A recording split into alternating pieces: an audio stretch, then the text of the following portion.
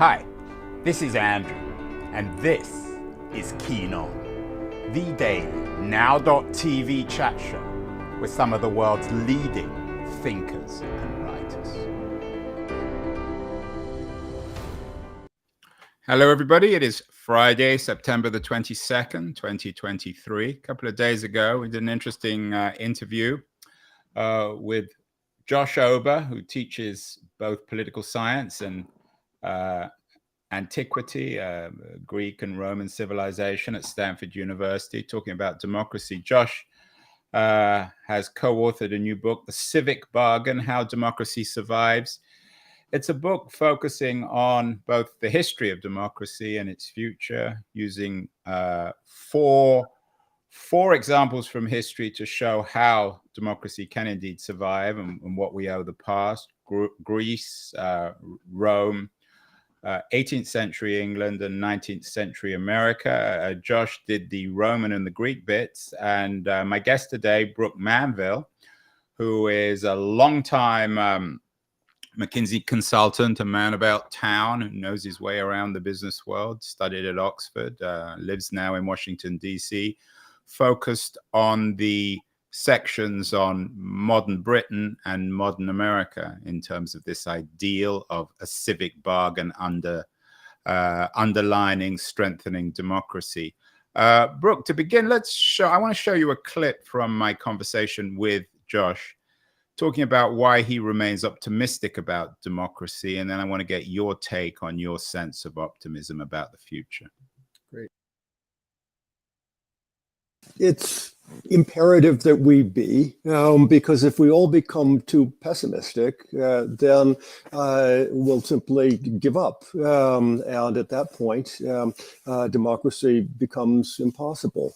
So democracy has always been an experiment. The experiment sometimes is running well, and sometimes it seems to be running badly. There have been remarkable challenges for every viable democracy in history. So I think that until democracy has died, until it has been overthrown, it behooves us to ask, how is it that democracy can survive? Brook, is that right? Has democracy always been an experiment? Is that one way to look at it? I think many people these days see it as a finished product. I think you're right. They do. And I think that's one of the misconceptions we're probably trying to drive against. Democracy is really hard to make work.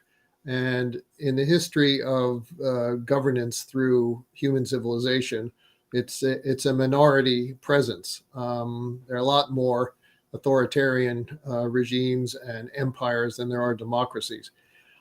So when it is able to take hold, it's usually entering some kind of long odds and also uncharted territory, because different democratic uprisings and settlements often pursue relatively different courses of getting to what we consider to be the same end game, which is essentially people governing themselves, citizens governing themselves.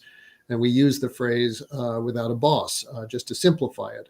People living with one another, making decisions with one another, and not having to yield to some boss. They do have a boss, however, and that's basically each other. And that is, of course, always going to be experimental, because people disagree, and how they work out their differences can take a lot of different courses. Seems to me that there are two problems with the way in which people think about democracy today.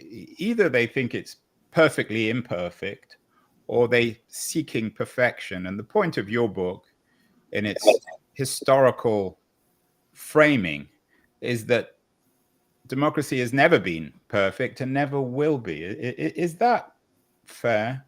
And perhaps you can begin to talk about the way in which the democracy of antiquity was reinvented in 18th century England and then in 19th century America. Yeah, I think that what you said is right. That there is a world of people who I think assume democracy is this settled and perfect creation, and it's something that has always been here and it will always be there.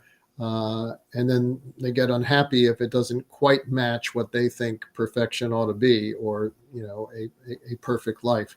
And a lot of the battles and polarization that we're suffering today is kind of the war between almost, it's religious like war, although it's not always religious, about, my view of heaven versus your view of heaven. If you look back at the struggles of for democracy in Great Britain, for example, or later in America, a lot of it was through a lot of struggle about what is the perfect way for us to live. I mean, in the case of the rise of democracy over in Britain, it was entwined with literally religious wars about Protestantism, Catholicism, and the degree to which a certain view of heaven, if you like, should be melded into how people govern themselves. And that raised passions and literally caused a civil war, and also hung over the next several years after there was essentially a transition to a parliament-led governance model. And it continues to be, part of the story. So I think that this notion of perfection gets us into trouble. And I think one of our missions is we need to have people understand that democracy is a human construct. People are not perfect. They will differ. And it's very difficult to be objective about what is the perfect way for people to govern themselves and what kind of values and things like that. And as a result, they are forced into either war or better, which we say, to make bargains with one another, to negotiate, to find compromise and accommodation so that they can live together and manage themselves, again, without a boss. As your friend James Madison said, we're not angels, which is, of course, the foundation of his philosophy of government. Let's have a brief history lesson, Brook. You take up the baton from Josh in modernity, but he lets up. He gives up after the fall of the Roman Republic. What happens between the Roman Republic and 18th century England, where there is no civic bargain? Why, for example, is there no civic bargain, no democracy, at least in my sense is in your view, in the feudal system? Why is feudalism antithetical to democracy? Actually, the story as we tell it is that feudalism in the Middle Ages, going back to Anglo-Saxon times in England and Britain, was a prelude because there were bargains. I mean, our story is that the civic bargain, which is the arrangement that citizens make with one another once they have the freedom to do so about how they will govern themselves, grew out of other simpler forms of basically political bargaining, and that people learned the value of bargaining. So if you go back to Anglo-Saxon times and the origins of what became the feudal system, it was essentially a deal. The king made deals with powerful nobles and also with the church, that they would support him, the king. He would in turn provide leadership to protect them against raids from Vikings and other people who would like to take over Britain. In the case of the church, they would promote the Catholic religion in exchange for support of the divine right of the king. So there really was a bargain in terms of just governance. It wasn't anything close to democracy, but there was bargains made for the political welfare of all concerned. And there were some trade-offs. The king had to acknowledge that he was not completely in control. He had to depend on the support of his nobles. The nobles had to depend on the support of the people working the fields and serving in the armies. The church had. I take your point on this bargain, and you guys are kind of in your own way, your rational choice theorists and Right. your interpretation of history. Right. But the peasants never had a place at that table. You talk about the nobility and the king. I understand in that sense. One of the things that intrigued me about my conversation with Josh earlier this week was his argument that the democracy worked in Rome because of a tacit understanding between the plebeians and the patricians that they were part of the same community. And while they were different, they were able to come to the table and talk, if not as equals, as perhaps political equals. Did that get lost in feudalism? Is that one of the problems with why democracy seems to disappear in some ways or evaporate in the period between the collapse of the Roman Republic and the rise of 18th century English democracy? Yeah, I think it disappeared from the ancient world, but it slowly came back over the course of literally centuries. I mean, there was a common good. At the beginning, they had to defend themselves against invasion. And you get to the period of the Magna Carta. There was a desire amongst lesser people to not be abused by the king for the money that he was extracting in taxes and lots of other things, and there had to be some understanding that if we get some level of individual rights and protections, we will be more agreeable about paying taxes and supporting the king in what increasingly became ventures to go conquer France and that kind of thing. And that carries through into the late Middle Ages. There is this sort of it's not really democratic, but there's a sense of individual rights and some protections. Of course, the common law becomes developed, and that also starts to create some notion of there's a common good of upholding the laws, including with the involvement of people who are below the level of the king. And so you slowly get an incremental development of what could be called, a common good, a tacit understanding that, to quote back from your interview with Josh, that, we're better in the bargain as opposed to out of the bargain. But how can you have a bargain in feudalism where people saw themselves almost celestially differently? They dressed differently. They had no interactions. Isn't that the essence of feudalism? Difference rather than similarity. It doesn't necessarily make it a bad system. It was a socio-political system that worked for many centuries. Well, but can you, and this comes back, I think, the reason I keep on bringing it up is I think it's the core question about how democracy can survive in America. As people are so different, the elites on the coasts, you and I, Brook, versus the people in the hinterland. We live differently. We think differently. We read different books. We speak the same language. We might carry the same passport. But in every other sense, we have nothing in common. The nature of feudalism was one that reiterated those differences, which accounts for perhaps the absence of democracy. Well, I think you've put your finger on the great challenge today. And we can certainly look back to eras like feudalism and say, look, how did it possibly happen that people who were so different, started to understand some kind of commonality or enough commonality to go along with, a new or different working arrangement. I mean, if we just suspend the current situation for a moment and look back, feudalism started to change, after the 14th and 15th century, where because of economic changes and the aftermath of the Black Death and whatnot, there was there was a little bit more commercial activity. People working in the fields had new opportunities. They could be more selective about where they worked. There was a kind of a coming level of commercialism that started to, in some small way, blur some boundaries.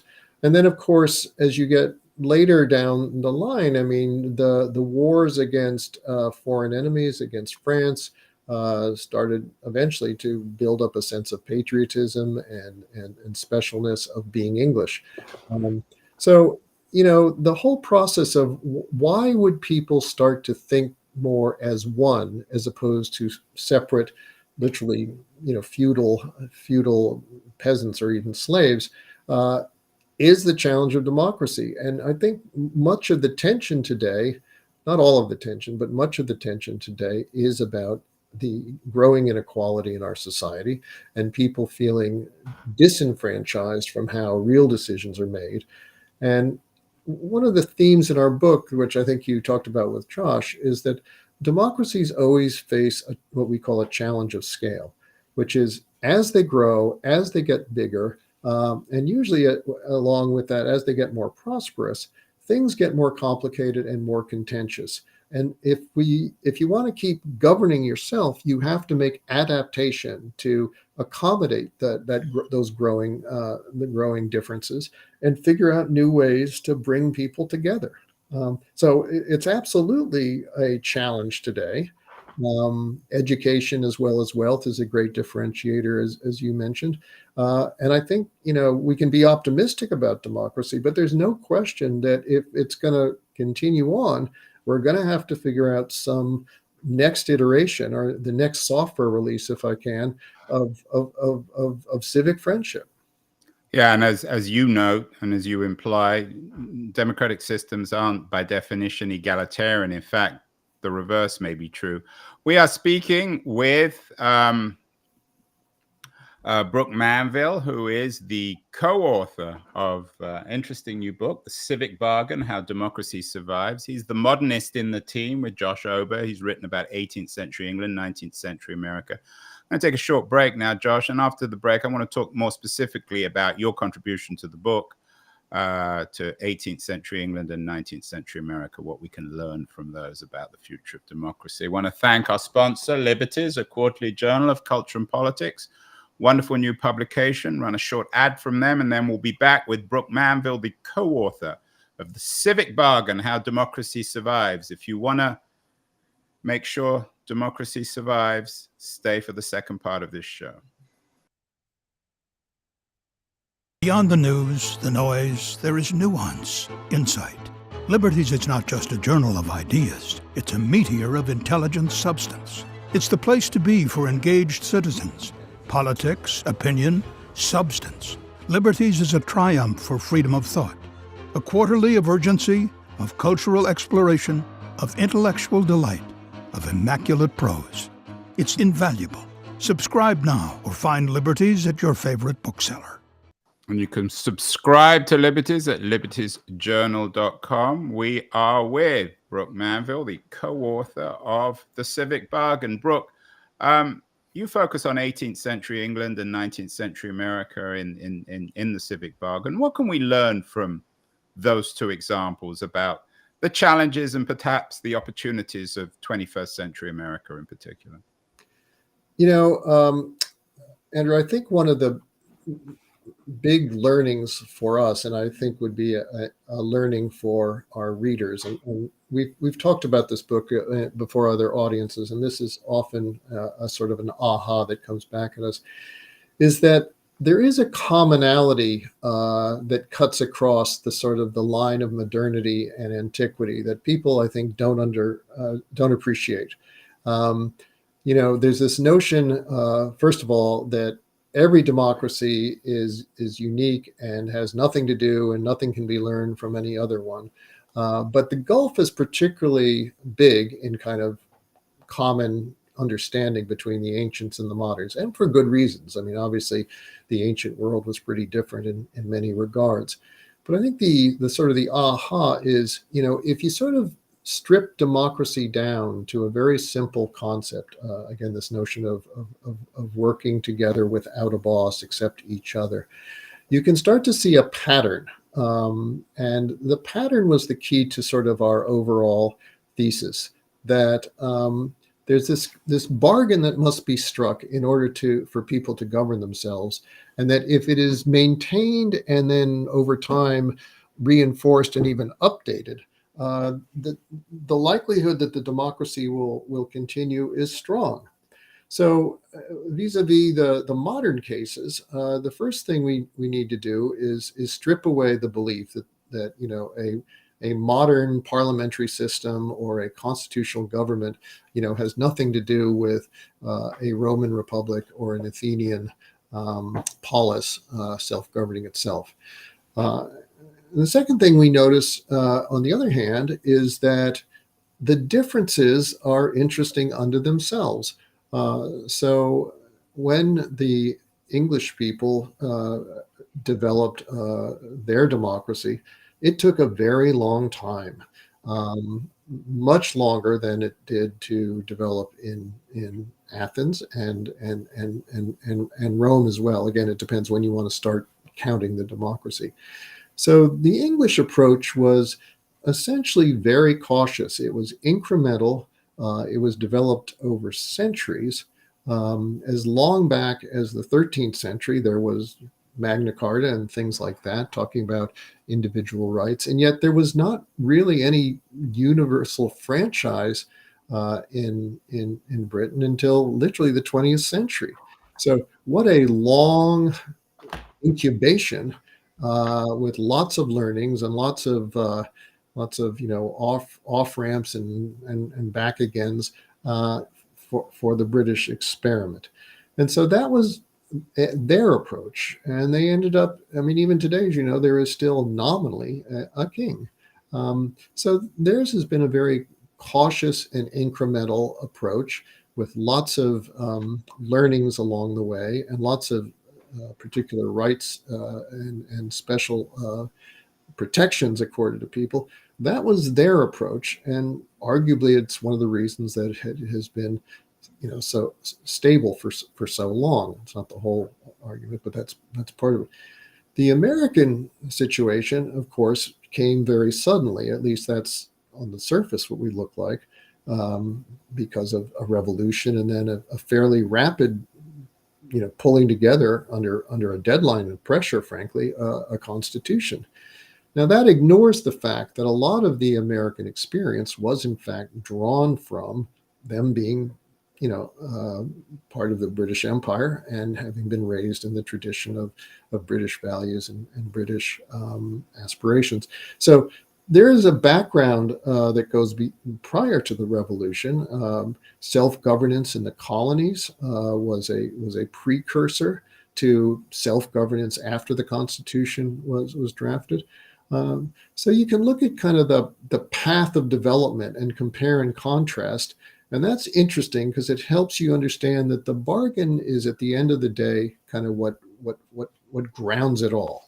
But the way you get to a bargain, the way the bargain is maintained or not maintained, may differ depending, again, on the culture, the historical setting, the situation of the nation. And I think there's a lesson there that, each bargain is its own situation.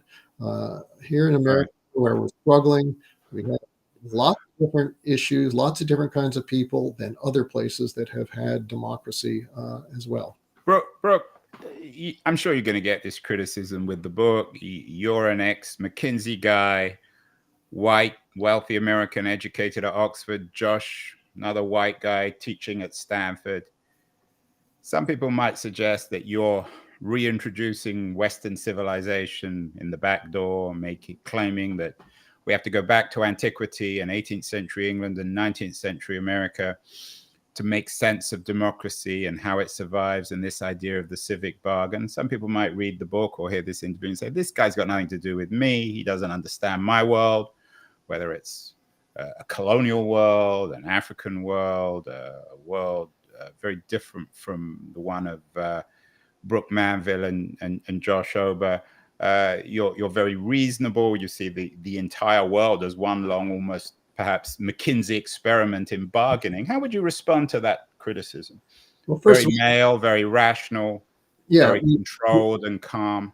We've already had the criticism, and I guess our book started with a sort of a daring move that we actually are going to resuscitate Western civilization as a source of understanding about what will happen to the next iteration of our Western civilization. We look upon this a little bit almost like anthropologist, which is, look, suspend moral judgment for a moment. Let's just think about how these democracies were able to last for a very long time. We were pushing back against the notion that democracy is going to die. It's all over. It's inevitable. We said, wait a minute, before we say the epitaph, let's at least look at these case studies and say, what is it that they did that made them continue? And they all faced challenges of a similar sort, of people who were outsiders, battling for more privileges and rights and dignity against insiders. And we've got another version of that same battle going on, because democracies don't stand still. I mean, patricians versus plebeians, whether it's Yeah. Rome or Greece, Yeah, well or said. 18th century England or 19th century America. Yeah, exactly. I mean, in antiquity, there was a version of identity politics that Cleisthenes sought to overturn. I mean, I know you talked with Josh about this whole notion of that in the Athenian Revolution, there was a deliberate effort to mix the population by this, elaborate voting scheme that brought people from the center, the coast, and the other parts of Attica, and then mix them up. We've got a challenge today of identity politics, which is increasingly fragmenting people. So, you and I are white guys, and we're different from people who are not white, who are not educated. And, my answer to that is, but if we want democracy to work, we're going to have to figure out more about what we have in common and less about our differences. And, that was part of the Athenian Revolution. It was part of the Roman Revolution. It happened as part of the narrative in the British situation. It took a very long time, but, and we are facing it today. So we will have to overcome the kind of challenges that are made right now by, your hypothetical and often very real criticism. There is a place for people who are, not in the elite. There has to be a place for. Well, that goes without saying, Brook. I don't think that's making any news. Earlier this week, I also talked with Daniel Ziblatt, a distinguished political scientist at Harvard, on whether the American Constitution is undermining American democracy. Ziblatt and Zablinski, they have a new book out suggesting that the American Constitution essentially needs to be overturned, that it's enabling a dictatorship of the minority. What does your book, in terms of the civic bargain, tell us about the value of an 18th century constitution in a 21st century world? Well, I've not read the Ziblatt book, but I'm guessing from what you said that we are very much in sync with at least the spirit of what he is arguing. I mean, a key point of our book is that the civic bargain is not a one-time event. It must be renewed and revived and adapted, because essentially democracy is like a living organism. It has to continue to adapt to its environment and challenges in order to survive. So our 18th century Constitution had all sorts of assumptions and accommodations made at the beginning that are very alien to many of us today. Slavery being, of course, the big one that has been slowly undone over time. But there are many other things about, how the Electoral College works, how the Supreme Court works. Yeah, those guys, Levinsky and Ziblatt, they really want to get rid of the Electoral College. They see that as the biggest problem now. Yeah, but I just think conceptually, Andrew, it's not, it's not that we wanted to get down to the level of, this article needs to be rewritten and the House of Representatives needs to be changed in just this way. But we wanted to lay the conceptual groundwork, this notion of the bargain. The bargain must be updated. The bargain must keep alive in order for democracies that face new challenges all the time to keep adapting. So right. I think it's a very important and interesting point. And I think people, the final question, Brook, on this is you're right. I think that the bargain does need to be kept being updated, and everyone needs to be reminded of this civic bargain strengthening or being the foundations of contemporary democracy. The ancients were very good at celebrating that institutionally or culturally. Have we lost touch with reminding ourselves of what that bargain is? It's not institutions, it's not elections, is it? It's something more complicated than that. Well, you get into the whole question of, patriotism and nationalism. And of course, that has gotten to be a very complicated and mixed topic because of, bad associations with a lot of those words. And people celebrate our 4th of July in the United States for probably an increasingly less set of patriotic version than maybe before.